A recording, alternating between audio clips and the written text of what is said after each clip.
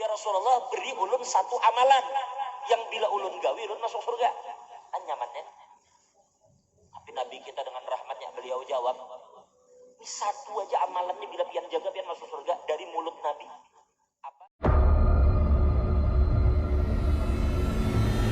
Nabi katakan, walladzi nafsi biyadih, demi Allah. Demi Allah ajar Nabi. Apa?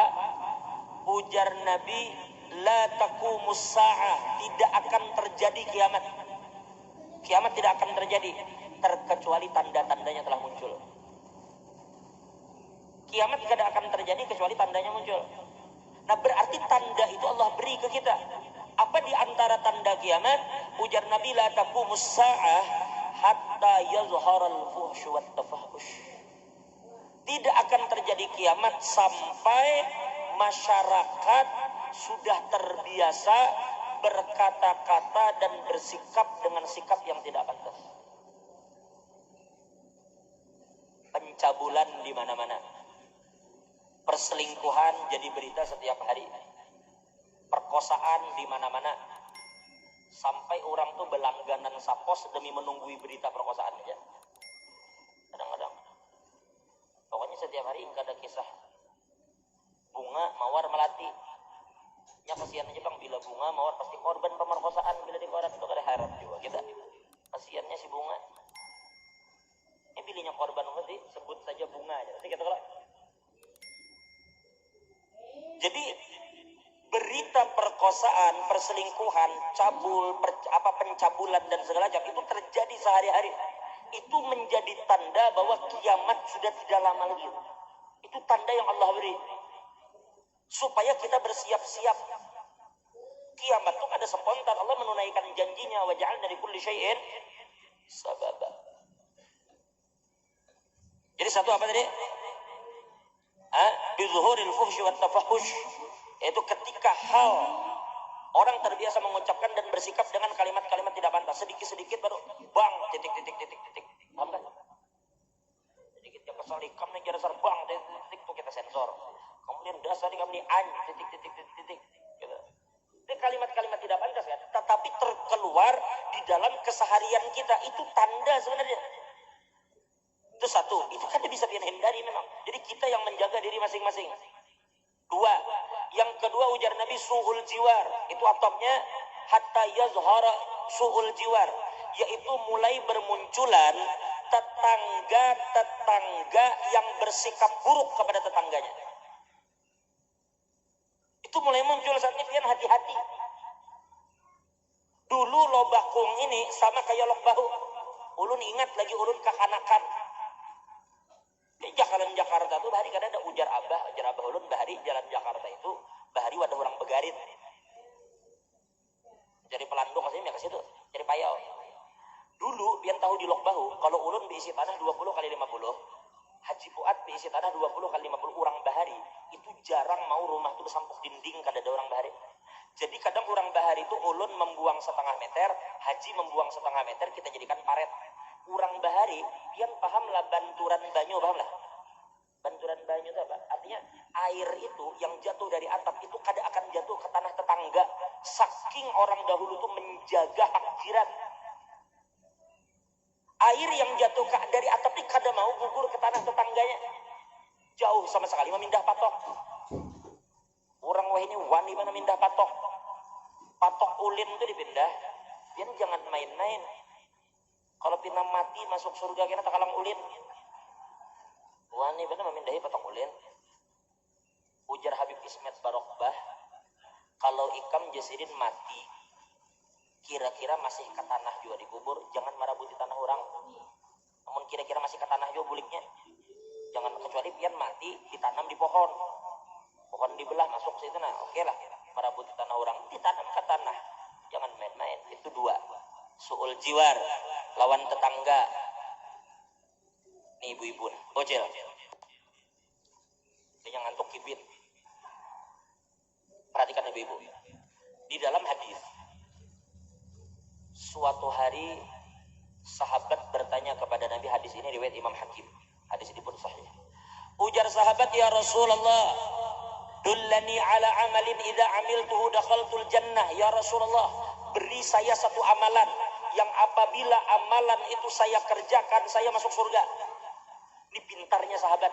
Seandainya inya betakun, ya Rasulullah, beri ulun amalan supaya masuk surga. Mungkin Nabi beri banyak, 1 ini, 2 ini, 3 ini. Tapi nya pintar, dikuncinya berdahulu. Ya Rasulullah, beri ulun 1 amalan yang bila ulun gawi, ulun masuk surga. Kan nyamannya. Tapi Nabi kita dengan rahmatnya, beliau jawab, ini 1 aja amalannya bila pian jaga pian masuk surga dari mulut Nabi. Apa amalannya? Ujar Nabi, kun muhsina, jadilah kamu orang yang bersikap baik, berbuat baik kepada orang lain.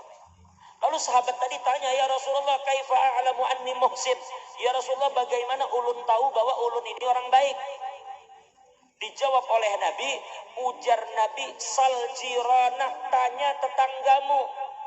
In qalu annaka muhsin fa anta muhsin, wa in qalu annaka muhsin fa anta muhsin. Ujar Nabi, seandainya tetangga kamu, orang di lingkungan kamu mengatakan kamu baik, berarti kamu baik. Tapi bila mereka semua katakan kamu tidak baik, berarti kamu kada baik. Jadi hati-hati. Biar tahu lawan haji anu tahu itu baik, biar itu banyak pada bermanfaat, tuh banyak pada membantu warga di kampung. Berarti biar baik dalam pandangan Allah. Jika masyarakat sekitar kita menganggap kita baik. Jelas. Jadi berbuat baiklah. Bila pian tidak berbuat baik kepada tetangga, berarti pian orang kada baik dalam pandangan Tuhan. Nah, simpel aja ukurannya. Dan suatu hari nih, Bu, dengar ibu bujur belah. Dulu ada seorang sahabat bertanya, ya Rasulullah, fulana taqumul lail wa tasumun nahar. Ya Rasulullah, itu ada acil di Kemuning. Tapi kada ada bang sahabat madakan Kemuning. Ini anwan gitu. Artinya, ya Rasulullah, itu ada ibu-ibu. Ini sebenarnya umum di Kemuning, di mana sama aja sebenarnya, dimanapun. Ujar sahabat, ya Rasulullah, itu ada ibu-ibu perempuan. Mereka itu setiap malam rajin sembahyang. Tahajud kada tertinggal, witir kada tertinggal. Tidak pernah tertinggal sholat sunnah. Hebat kada binian gini? Hebat kada? Hebat banget. Lakian aja bisa tertinggal witir. Ini binian tidak pernah tertinggal witir, tidak pernah tertinggal tahajud. Jelas kan? Tidak tinggal witir, tidak tinggal tahajud. Dan di waktu siang ini puasa, Senin Kamis. Senin Kamis selalu puasa. Hebat gak? Hebat lah. Ternyata Nabi mengatakan, Nabi orang tadi katakan, ya Rasulullah, malam ini ibadat, siang puasa, cuma 1 penyakitnya, apa? Tu'di jiranaha. Ya Rasulullah, dia itu mulutnya suka menyakiti tetangga. Muntungnya sembarangan, pilihnya bepander, tetangga sakit hati. Apa ujar Nabi? Iya finnar, perempuan itu tempatnya di neraka. Jadi tolong ibu-ibu lah, pian sekalipun ibadat kada banyak, karena orang itu bertanya, ya Rasulullah, ada lagi perempuan di situ ibadatnya kada banyak, kada tapi puasa, kada tapi sembahyang, yang wajib aja, jangan salah paham. Kada sembahyang ya bukan, tidak sembahyang sunnah. Sembahyang wajib dikerjakan, puasa wajib dikerjakan, cuma yang sunnah kada digawi. Tapi sikapnya baik kepada tetangga. Apa jar Nabi? Inya di surga. Jadi ibu-ibu, ternyata yang menyebabkan kita masuk surga bukan ibadah sunnah yang banyak, tetapi sikap yang baik kepada tetangga. Jangan menggosipkan tetangga, jangan mencampuri urusan rumah tangga orang, jangan mencari-cari dan mengorek-ngorek aib orang lain untuk kemudian disebarkan. Karena Nabi bersabda, wallahi la yu'min, demi Allah tidak beriman, man lam ya'man jaruhu bawa'iqahu, yaitu orang-orang yang tetangganya tidak merasa aman dari gangguannya. Bila tetangga kita merasa terganggu dengan kita, itu menunjukkan iman kita kada sempurna. Yang ketiga, ujar Nabi adalah qat'ul arham, yaitu mulai bermunculannya orang-orang yang suka memutus silaturahim. Hanya masalah sepele silaturahim putus. 3. Yang terakhir, yu'tamanul khain wa yukhawwanul amin, yaitu ketika tiba suatu masa, para pengkhianat akan diberikan jabatan. Para pengkhianat akan dianggap jujur, dan orang-orang jujur akan dianggap pengkhianat.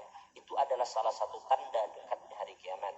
Orang-orang jujur dipadahkan pengkhianat, orang-orang pengkhianat dipadahkan jujur. Jadi hati-hati dengan zaman seperti itu. Jangan mengurus urusan tetangga selama itu bukan perkara yang boleh untuk kita urusi. Dan yang terakhir, jangan memutuskan silaturahim sesama kaum muslimin. Pian datang ke sini Bu Ai, cukup sebutingnya nabian tangkap, pian jangan mengurusi hidup orang. Selama itu perkara itu mubah. Jangan mengurusi urusan orang, jangan mengorek aib orang. Jelas kan? Pian datang ke sini untuk menuntut ilmu supaya pian pakai, bukan pian dengar telinga kanan, pian keluarkan telinga kiri. Jamaah berataan. Percuma pian punya baju 1000. Percuma sampean punya baju 1000 lembar tetapi bertelanjang. Biar kita cuma punya 2 atau 3 baju tetapi aurat kita tertutup. Kada masalah pian punya 1-2 ilmu tetapi ilmu itu pian pakai. Itu tujuan pian datang ke sini, memakai ilmu yang pian dengar. Bukan sekedar mengoleksi ilmu itu pian catat, pian tulis. Justru bahaya ketika pian sudah tahu tapi pian tidak kerjakan. Wa alimun bi'ilmihi lam ya'malan mu'adzabun min qabli 'ubadil wasan. Orang yang berilmu tapi melanggar itu akan Allah azab lebih duluan dibanding penyembah berhala. Mudah-mudahan ilmu yang kita pelajari membuat kita takut kepada Allah. Ilmu yang kita pelajari bermanfaat bagi kita dunia dan akhirat. Doakan